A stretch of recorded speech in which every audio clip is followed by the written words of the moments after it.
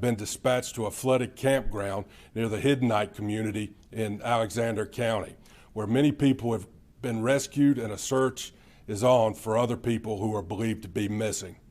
A shelter is open for the people who have been evacuated from that campground. In Charlotte, an elementary school was evacuated due to flooding, and around the state, other school systems have canceled, closed early, or conducting only remote learning today. While Ada will pass well offshore of our coast tomorrow, coastal areas can expect heavy surf and strong rip currents. No matter where you are, stay alert to rapidly changing weather conditions and make sure you have a way to receive weather warnings, like a weather alert app on your smartphone or a NOAA weather radio. Again, the best advice is to stay off the roads today and tonight and stay safe. Thank you. Secretary Cohen.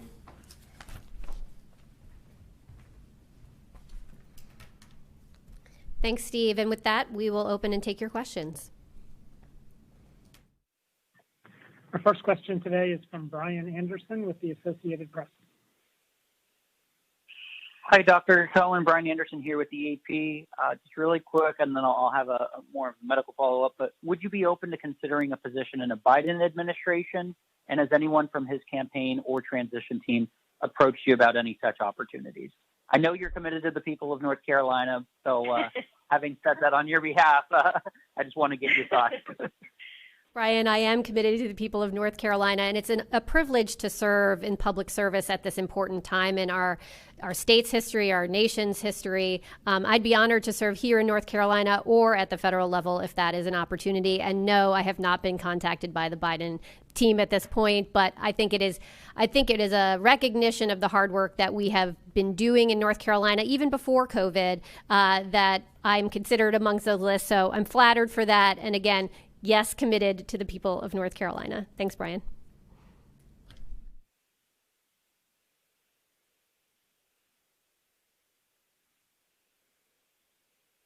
And I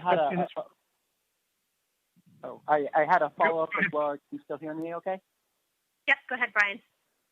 Thanks, sorry. You mentioned 75,000 rapid antigen tests will be deployed to public and private colleges. I'm curious, with the closures at a few of those campuses, how many college students are still on campus across the state, both at public and private? And is this deployment enough to get every single college student tested? And is that a mandatory test? Thanks for that question, Brian. So we worked with our colleges and universities, both public and private, to ask them what they needed. Some do have other kinds of testing capacity. And so these rapid antigen tests, the 75,000 that we are sending, are meant to supplement their already ongoing testing capacity. So I think they're going to use what's existing, and this 75,000 will supplement. We ask them, how much do you need? And that's where the 75,000 came from. We've already shipped out to our UNC system, and I think even today are in the process of shipping to the rest. There are a number of universities that got a direct shipment of these rapid tests directly. And again, so what we are offering them is just to supplement what else do you need, and that's totaled about 75,000.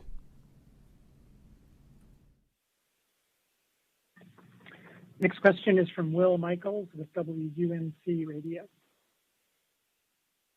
Hi, Dr. Cohen. Will Michaels at WUNC.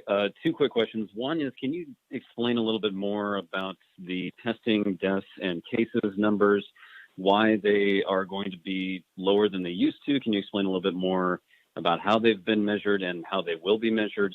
And then the other thing is, have you been able to figure out why exactly cases are surging in rural areas? Great. Thanks, Will. So there will be just a one-time decrease in our testing, cases, and death numbers tomorrow. Then by Saturday, we'll be back at what we've looked at and been used to seeing day over day. The reason is that we usually are looking at a particular 24-hour window in which we pull that data.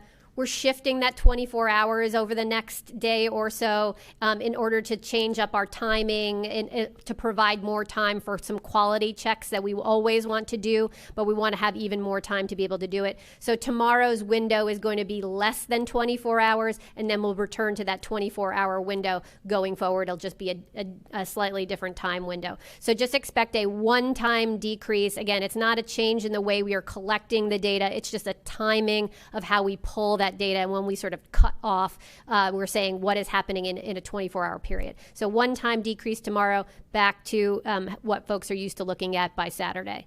As far as your second question related to rural and why are we seeing more spread in our rural communities, I think there's a couple of reasons that we are now seeing more spread in our rural communities. First, I think there are communities that largely were spared earlier in the year. We didn't see as much spread earlier in the year, and now the virus has hit these communities, and we're seeing that the virus is spreading more. And because we are seeing that folks are letting down their guard in some informal settings and social settings and religious settings, we're seeing this virus spread.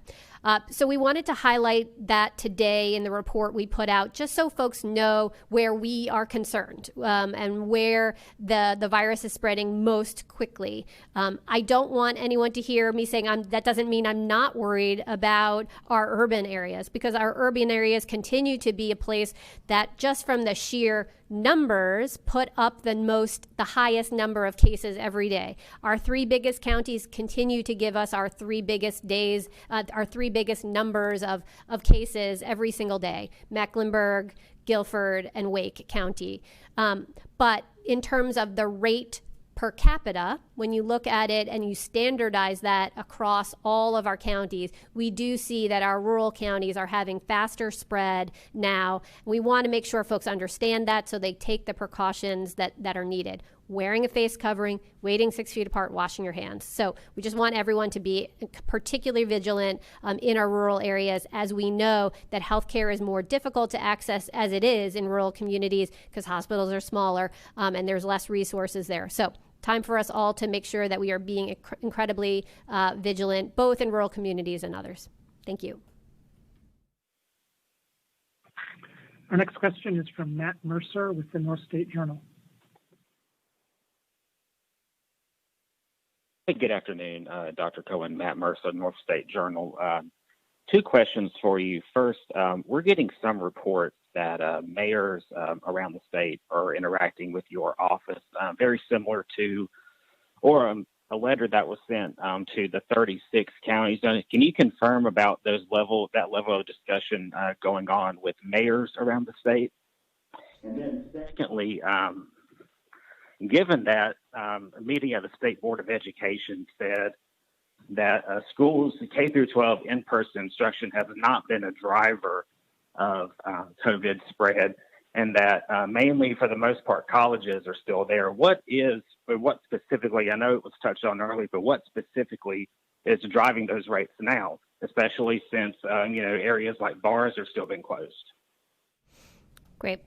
So let me touch on your first question related to mayors. And we have had ongoing conversations throughout our time fighting COVID with our county and municipal leaders, whether it's our county commissioners, county managers, or our mayors. And yes, we did highlight for some of our counties of concern, it was about 30 of them, that we sent a particular letter to say, hey, we're looking at your numbers and they are worrisome. And so what is it that we can all do and work together to make sure that we're slowing the spread of this virus? I think the things I was asking for are share on social media about the 3 Ws, work with your business community and your faith leaders to talk about the importance of wearing a mask. So there are a number of ways, I think, in which we could just raise the profile of the concern. I think that was a first step. Have them do some of the work around communicating the importance of masks and of social distancing. We also said, look, there are local authorities that they have we don't have at the state level that they could consider employing here. Some of them include things like giving themselves authority to impose civil penalties as opposed to criminal penalties for violations of the executive order. Currently, the state executive order only allow for criminal penalties, but local ordinances could create civil penalties. Things like a parking ticket, right? It's a parking ticket version of a penalty. So those are just additional tools they could consider doing. We talked to mayors about it. And in fact, great conversation to highlight some best practices that mayors are doing across the state. I talked to, for example, the mayor of Durham, where they're doing a terrific program around using COVID ambassadors, where they're working really closely with their businesses, doing trainings, doing education and outreach to help businesses who want to comply, but may need a little bit of help and a little bit of training to be able to do that. And so that's been a really great model that I have learned from by having these calls with mayors, and something that we've been able to lift up to other municipalities who are doing something similar. I know Raleigh's doing something similar, Charlotte, and others. So Winston-Salem, I know, is looking at it. So I think it's a really good opportunity for sharing best practices as well. And then your second question is about what is driving our infections. And I think you are right in that that our schools are not driving our infections, and you can see and follow along with us on our dashboard. We post when there are clusters of cases in our school systems, and you can see there's not, of course, we have virus here, and there's going to be virus in our schools occasionally, but that is not what is driving our infections. What we see as driving our infections are things when people are not following the 3 W's, when you're not wearing a mask and you're not social distancing. Often those can be in informal social gatherings, in religious settings, and others. It's why the governor took the step this week to reduce our gathering limit indoors from 25 down back to 10. I think we hope that will get at some of these issues that we are seeing in our data, but there's work to do across the board. I think in every situation, we need to be vigilant. We're watching what's happening around the country. And I think we are seeing a number of our states really struggle, particularly in the Midwest and starting again in the South. They are running out of hospital capacity. They are really spiking in their cases. We don't want to see that happen here in North Carolina, and if we work hard, we won't. Thanks. We have a follow-up from Matt Mercer. Yes, just a quick question, just to follow up on testing. On the dashboard, it has the positive rate around the state, and then it has the county level tests. So my question, and this is something that actually came up in a meeting earlier this week, and to be honest, I hadn't thought about it. You can answer this for me. Is that average positive test an average of the counties, or is it the true statewide average? Thanks for that. So when we do the statewide percent positive, it is a statewide average. And then when we do it based on the county, we look at where someone lives, and we do an average for those people who live in the county, so we can give information to everyone at the state level as well as the county level. It should be the same, right? If we add up all the counties together, it should equal and average out to the same that we're seeing across the state, that we're seeing in each of our counties. Remember, though, we have to adjust that for all of the population. So seeing a percent positive in a large county like Wake County, that's not going to be equivalent to the same as seeing that in a smaller county. So we have it both at the state level as well as at the county level. Thanks. Next question is from Jonah Kaplan with ABC 11. Dr. Cohen, good afternoon. Nice to talk with you again. I wanted to reach out to you about some of the numbers that we're seeing from the rural counties, especially because if we're looking at the rolling restrictions in certain places, right now, 2 counties, Alexander and Columbus, they seem to be top in percent positive in cases, far exceeding most of the other portions of the state. How should everyone else look at that? And should everyone else be punished when we look at the statewide data? Is it being influenced by these certain areas? And what should people living in these urban areas, the suburban areas, the Triangle and Charlotte, what should they do when they're looking at this data, and how should they apply that to their own lives, basically? Thanks, Jonah, for the question. First, everyone in North Carolina needs to focus on the 3 W's. My saying that there is more transmission in our rural areas does not mean that those who live in urban or suburban areas are off the hook. This virus is everywhere. It's a little worse and spreading a little faster in our rural areas, which we want folks to understand. But it really is everywhere, and that's why we all need to be vigilant. And we have some rules and restrictions put in place to keep us safe. It's why the governor, as I said, the governor reduced the gathering limit for the entire state because we are seeing virus everywhere. In our rural communities, we want folks to take that to heart, to know and look at their own data in their counties to recognize that virus is spreading very fast and that they need to take precautions. And so to really understand that masks work, that we need to be wearing masks all the time, even when you are with friends and family, I think that's the important message we want everyone to hear. We have a follow-up from Jenna Kaplan. Dr. Cohen, appreciate you also answering the question from my colleague Brian Anderson, taking one for the team about hearing from the Biden administration or the incoming Biden administration. I wanted to ask you, since you're not on that right now, some people on the new task force that the president-elect has put together, one member has talked about the idea of a 4 to 6 week lockdown in terms of getting it under control. And I'm wondering, do you think something like that would work in North Carolina? Is that something we need if the current trends are going in the direction where we are? Jonah, thanks for that question. I think the governor has said repeatedly that if our trends cannot stay stable, and if we see that we are overwhelming our hospital capacity, we will need to go backwards. The question about whether or not we go do a countrywide or even a statewide full lockdown again, I think is something that we need to understand deeply. I think that at this point in the pandemic, asking folks to make that kind of a sacrifice is going to be challenging. And I think we have to just recognize that. I think we have tried in North Carolina to meet folks where they are and ask them to do simple things that don't require us making a huge economic impact. We're asking folks to do simple things that keep businesses open, that don't impact our economy. And those simple things are wearing a mask and waiting 6 feet apart and really thinking about washing your hands and doing those protocols. We don't want to go backwards. I think that would be really, really hard for us as a country and us as a state if we were to do something like that.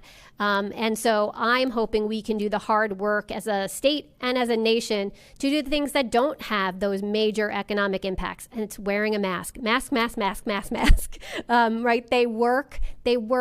And if we do them all together, we can keep each other safe. So we want to focus on those things that don't have that kind of a major economic impact on our state. And I think that's why we're being so focused on it now, because if we get to that place where we have to go backwards to save lives, we will, but we don't have to get to that place.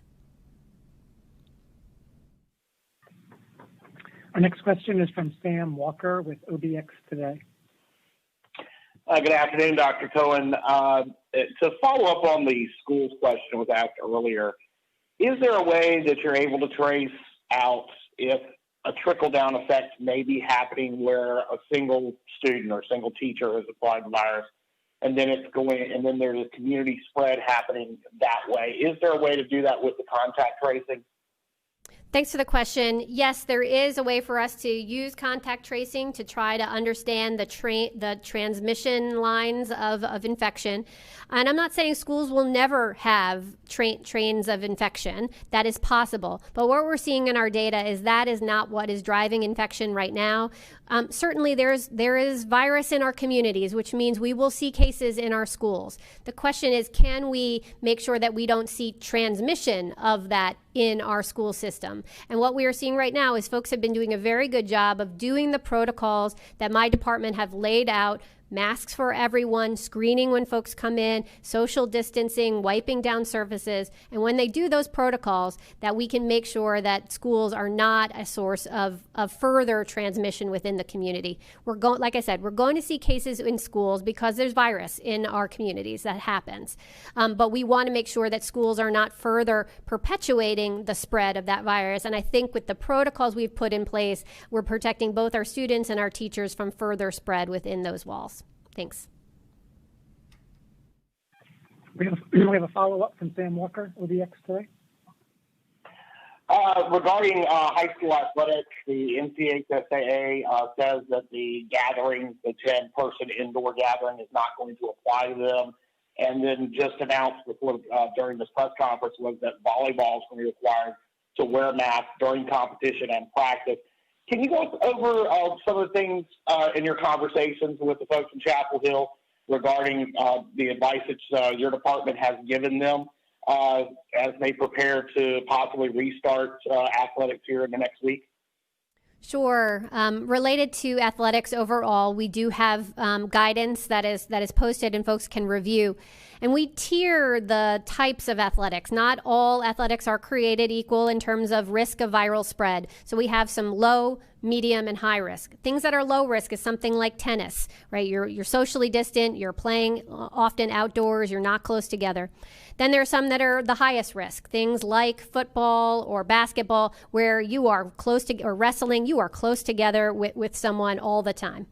Then there's some in the middle. Volleyball, as you brought up in your question, is an example of some medium risk, soccer. And so for those medium risk activities, something like volleyball, where there is space between players, but volleyball, as you know, is played indoors. We already recommend that the athletes wear a face covering if it can be tolerated. So I support wearing face coverings when at all possible, particularly for something like volleyball, where you are indoors. Again, indoors, more risk of viral spread than outdoors. So for even these medium risk athletic activities, our department does recommend wearing face coverings while participating in those activities.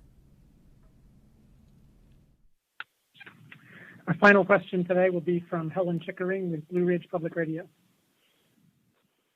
Thanks, Dr. Cohen. This is Helen Chickering with Blue Ridge Public Radio. I'm asking about the recommendation that people get tested before holiday travel or a gathering. We've gotten lots of questions about insurance coverage from listeners who say their insurance company won't cover unless they've been exposed. So I'd like to get your thoughts about coverage. Would you consider a more formal order or declaration that could help with insurance coverage issues? And then a second question, could you elaborate on the increase in cases in rural counties? Are there counties on your radar, especially when it comes to hospital capacity? Thanks. Helen, great question. Let me start with the how you get your test ahead of Thanksgiving. I think it is right to say this is the first time that we are recommending a test when it's not falling in the buckets of you have symptoms or you've been exposed. So symptoms or exposed that we know we have recommended all along, you should be getting tested. Now we're saying get a test ahead of Thanksgiving, 3 or 4 days before you travel or before you gather. So a couple of ways in which someone can get a test. First, you could go to one of the state-funded community testing events. Testing at those sites are free. Regardless of whether you have insurance or not, the testing is free. So you should look on our website for those free community testing sites. For those who are going to other places, maybe going to their doctor or going to a place that would typically bill their insurance or they need to indicate why they might want to be getting a test, there's a couple of things. If you're going to a place like CVS or Walgreens, often they have a screener question that says, hey, why are you going to get this test? And for those, if you're going to get a test ahead of Thanksgiving, you want to indicate that the state public health officials told you that that is what our recommendations are. There's going to be a category for I have symptoms or I've been exposed, but there's also a category that says our state health officials have said I recommend a test. So you could use that. As far as insurance coverage, we have spoken to at least some of the largest insurance companies in our state. I'll call out Blue Cross Blue Shield in particular, and I know they are covering a one-time screening test ahead of the holidays. I have not spoken to all of the insurance carriers, so I do not know that across the board, but a number of insurers are covering that one-time screening screening test. And I said, as you make your appointments for, depending on the testing site, I think there are different ways for you to be able to indicate that you want the test ahead of Thanksgiving. And I'd reiterate again to go to our website and look for our community-based testing sites, which are free, regardless of whether or not you have insurance. So again, hope everyone can get tested. And lastly, I'll get to your question about rural counties and which counties in particular are we concerned about. So first, I would encourage everyone to go to our dashboard. Right on the first page of the DHHS dashboard is a map of North Carolina with all 100 counties, and it gives the your ability to look at compare counties side by side. You can look at how many cases have happened in the last 24 hours, 7 days, 14 days, and you can look at that cut by per capita, meaning it allows you to compare Wake County to Johnston County, even though different numbers of people live there. And so you can look at that side by side. So I'd recommend folks look at that map. And in addition, my department is working on some additional ways to look at that data to help counties understand levels of concern, including around hospital capacity or others. So stay tuned for more as we always try to mature our ability to provide the public with good information. So we hope to provide even more as we go forward in the future. Okay, was that our last question? Okay, terrific. Well, thank you for the great questions today. Remember to stay safe on the roads out there, and if you can be off the roads, please do be off the roads. And whatever your reason today, get behind the mask. Thanks so much.